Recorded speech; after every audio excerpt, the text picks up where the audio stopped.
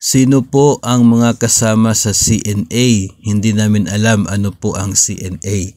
Ito pong CNA, lumabas kasi yung DBM Budget Circular 2024-4. Yun po ay payment ng Collective Negotiating Agreement.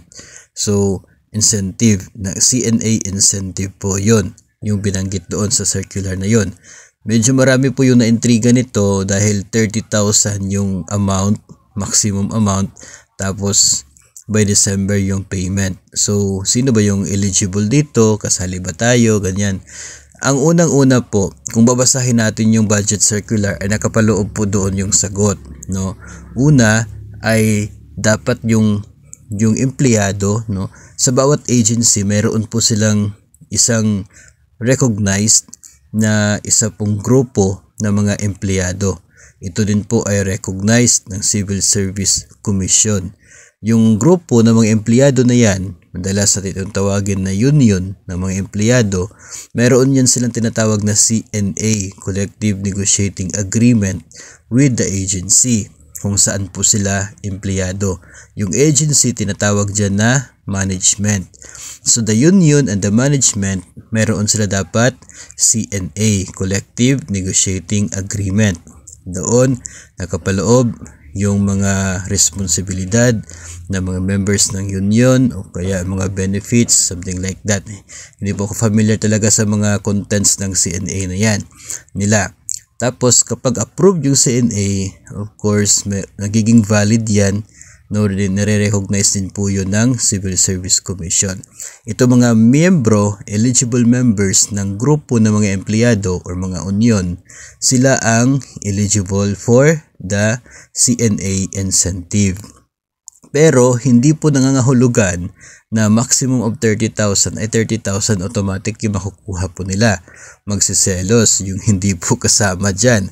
So ganito po, yung nandoon po sa budget circular, klaro na yung source of fund ay galing sa savings ni agency. Savings galing sa iilang accounts under the MOOE or monthly operating and other expenses. I mean, basta yung MOOE. Doon po sa MOOE, no, ng agency, doon kukunin. Dami pong accounts na nakalista doon, yung mga selected accounts na siya pong covered dito po sa CNA. Kung may savings sa ganun po ng mga accounts, yun ang pwedeng paghati-hatian ng mga members ng isa pong union or grupo na recognized na mayroon pong valid CNA with the management. So, maximum of 30,000, yun ang pwede makukuha. Ngayon, ang tanong sa DepEd, meron bang ganito yung mga teachers? Ang sagot, wala.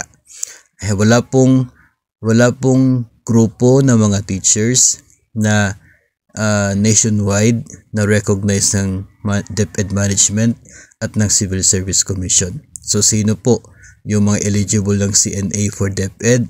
Mga non-teaching personnel, dahil ang mga non-teaching personnel meron po tinatawag na National Employees Union or NEU. National po talaga yan.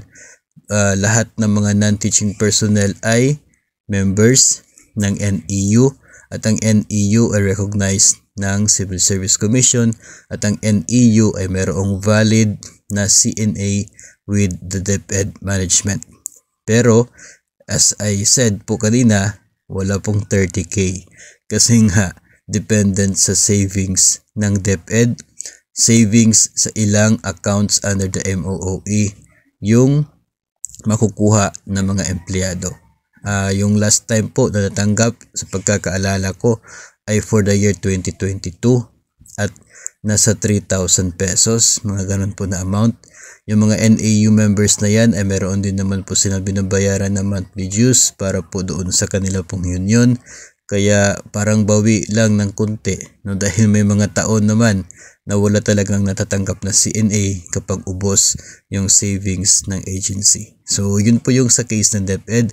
Pero yung mga nababalitaan po natin, no, yung other government agencies, may mga ahensya daw talaga na tumatanggap ng 30K para po sa kanilang CNA. Well, sa kanila po yun, mayroon po silang pondo, kaya na-provide yung 30,000 na maximum amount sa kanila po yun, at iba-iba po yung senaryo sa bawat agency ng gobyerno na covered dito po sa DBM Budget Circular 2024-4.